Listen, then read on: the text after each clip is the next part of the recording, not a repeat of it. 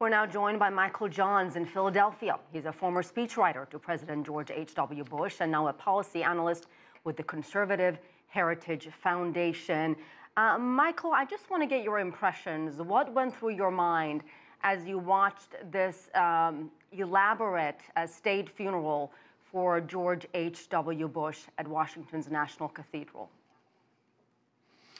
I think the unbelievably extraordinary nature of his life, which was accomplished in almost every facet. Clearly, as every American knows and most of the world know, he was an unbelievably successful political leader and statesman.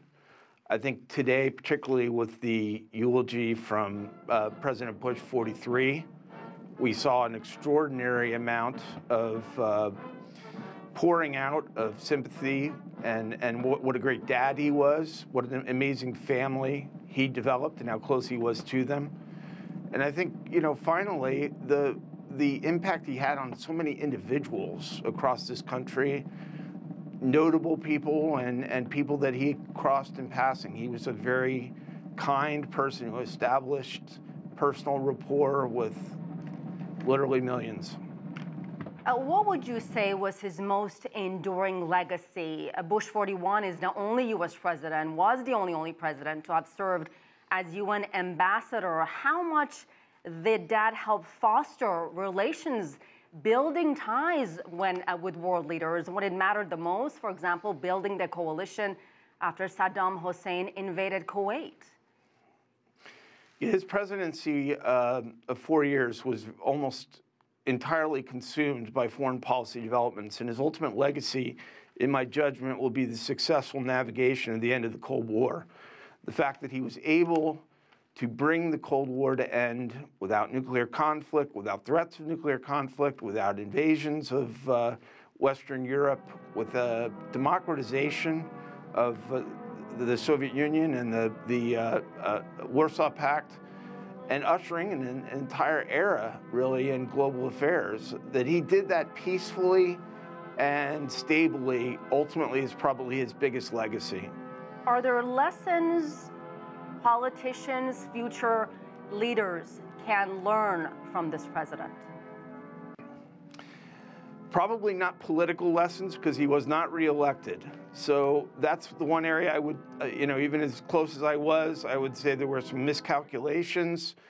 So that's one issue. But from the standpoint of the relationships he built in world affairs and throughout his career in government, I think those relationships, the individual connections he had with people that he called upon throughout his lifetime, ultimately was a big part of his success. And so I think that is a legacy that he leaves, and also a lesson that he leaves to heads of state and to anyone really, I think, aspiring to leadership positions, is it's ultimately all about people. As we watch this live ceremony of his casket being put on Air Force One at Joint Base Andrews, I wanted to ask you if there's any personal stories, things you remember the most that you'd like to share with us.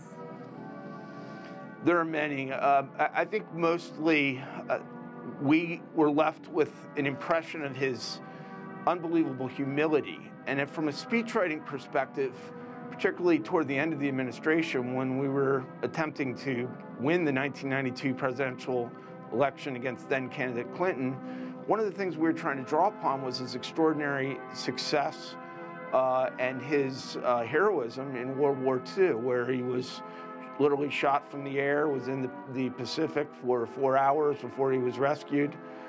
And, he was very humble, very reluctant to present himself in any boastful way.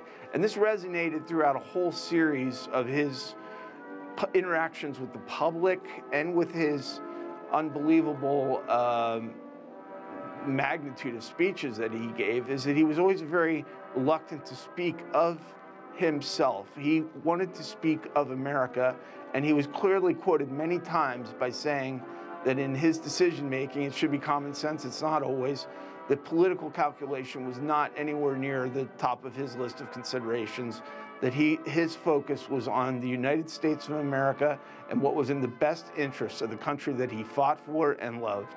All right, we'll have to leave it there. Michael Johns, We certainly appreciate sharing your thoughts on the former president. Thank you.